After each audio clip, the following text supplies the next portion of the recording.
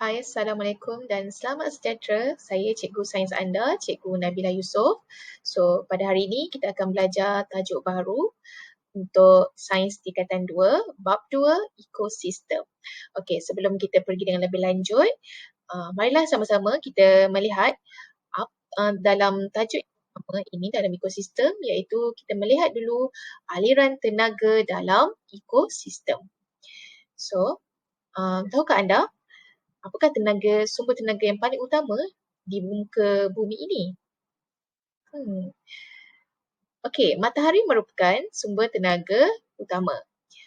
Okey, bagaimana sumber tenaga utama matahari tersebut sampai kepada manusia dan juga organisma-organisma lain? Okey, sebelum saya menjelaskan dengan lebih lanjut, okey, kita tengok dulu dan kenali dulu maksud-maksud dalam tajuk ini. Okey. So, maksud yang pertama yang kita akan kenal dan faham pada hari ini iaitu pengeluar. Apa itu pengeluar? Okey, pengeluar merupakan organisma yang boleh buat makanan sendiri. Dan organisma ini membuat makanan sendiri melalui proses fotosintesis. Okey, tahukah anda? Semua tumbuhan adalah pengeluar. Kenapa? Okey, kerana semua tumbuhan mampu membuat makanan sendiri dan mereka menjalankan fotosintesis untuk membuat makanan sendiri. Okey, seterusnya pengguna primer. Maksud pengguna primer ini adalah organisma yang memakan pengeluar. Okey, sebagai contoh ulat beluncas. Semua organisma yang makan tumbuh-tumbuhan kita panggil sebagai pengguna primer. Okey, seterusnya pengguna sekunder. Okey, apa itu pengguna sekunder? Okey, pengguna sekunder merupakan organisma yang memakan pengguna primer. Sebagai contoh, okey, burung ini dia makan ulat beluncas tadi. Okey, maka burung ini kita panggil sebagai pengguna sekunder kerana burung ini memakan ulat beluncas dan ulat beluncas itu merupakan pengguna primer. Okey, seterusnya pengguna tertier. Okey, pengguna tertier adalah pengguna yang memakan pengguna sekunder. Okey, kebiasaannya pengguna tertier ini mempunyai saiz yang lebih besar berbanding dengan pengguna primer dan juga pengguna sekunder. Sebagai contoh ini adalah ular. Okey, seterusnya jika tumbuhan dan juga haiwan ini mati, okey, ada satu organisma ini akan menguraikan haiwan ataupun tumbuhan yang mati. Okey, organisma ini kita panggil sebagai pengurai. Okey, pengurai adalah organisma yang menguraikan haiwan dan juga tumbuhan yang telah mati kepada bahan yang lebih ringkas atau kita kenali sebagai nutrien. Okey, hubungan antara pengurai dengan haiwan ataupun organisma yang telah mati kita panggil sebagai saprofitisme. Sebagai contoh pengurai yang biasa dikenali iaitu cendawan. Okey, cendawan ini merupakan pengurai. Okey, satu jenis pengurai.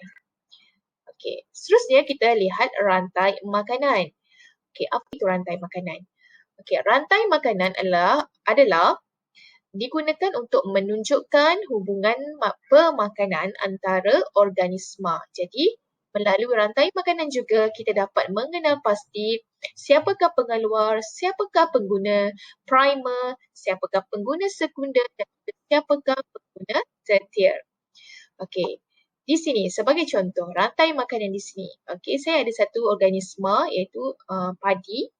Okey, padi ini merupakan pengeluar. Kenapa?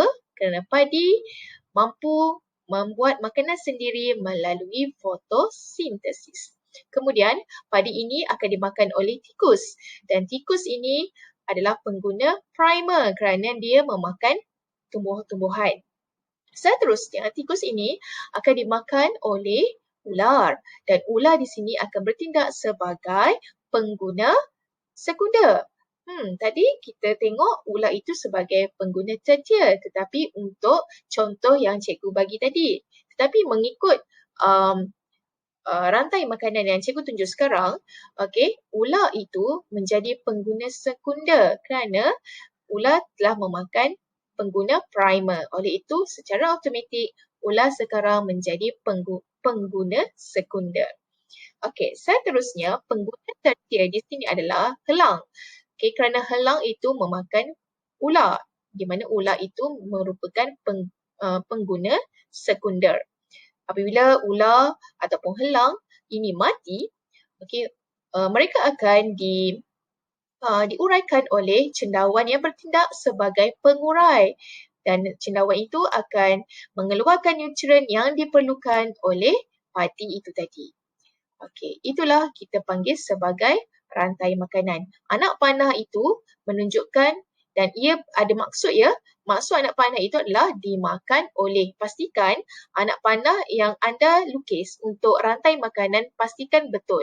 Ianya menghala ke sebelah kanan. Seterusnya, apa itu pula siratan makanan? Jika tadi kita lihat apa itu rantai makanan adalah hubungan pemakanan antara organisma. Siratan makanan pula merupakan gabungan antara banyak rantai makanan. Sebagai contoh, di sini, contoh yang cikgu tunjukkan di sini, kubis ini, dan awak lihat betapa banyaknya rantai makanan yang ditunjukkan dalam dalam siratan makanan ini. Kubis ini dimakan oleh, yang pertama dimakan oleh beluncas. Rantai makanan yang pertama. Kemudian ulat beluncas ini dimakan oleh burung. Dan burung ini dimakan oleh ular. Seterusnya, kubis. Kubis ini dimakan oleh siput. Ini rantai makanan yang kedua. Dan siput ini dimakan oleh burung. Kemudian burung dimakan oleh ular. Dan yang ketiga, siratan yang ketiga, siratan makan rantai makanan yang ketiga, kubis ini dimakan oleh belalang. Kemudian belalang ini dimakan sama ada oleh burung ataupun katak, dan burung atau katak ini dimakan oleh ular. Dan gabungan rantai makanan inilah akan membentuk siratan makanan. Seterusnya, yang ini kita tunggu-tunggu. Aliran tenaga dalam siratan makanan. Bagaimana aliran tenaga matahari tadi akan sampai kepada manusia dan juga organisma yang lain. So kita tengok di sini. Seperti dalam rantai makanan juga, tenaga dapat dipindahkan melalui satu organisma kepada organisma yang lain dalam siratan makanan. Sebahagian tenaga ini telah digunakan untuk proses hidup, ataupun untuk digunakan oleh organisma itu untuk bergerak, dan proses hidup yang lain seperti respirasi. Contoh, jika tumbuhan mempunyai 100% tenaga, kemudian digunakan oleh pengguna primer. Pengguna primer berkemungkinan hanya mendapat 60% sahaja tenaga. Mana lagi 40% tu? 40% itulah tenaga itu hilang kerana ianya digunakan oleh tumbuhan tadi untuk menjalankan proses hidup seperti fotosintesis dan juga respirasi. Tumbuhan juga berespirasi. Apa itu respirasi? Respirasi itu bernafas ya anak-anak. So itu sahaja pembelajaran kita pada hari ini, iaitu aliran tenaga dalam ekosistem. Jumpa lagi pada PDPR kita yang akan datang. Assalamualaikum dan terima kasih.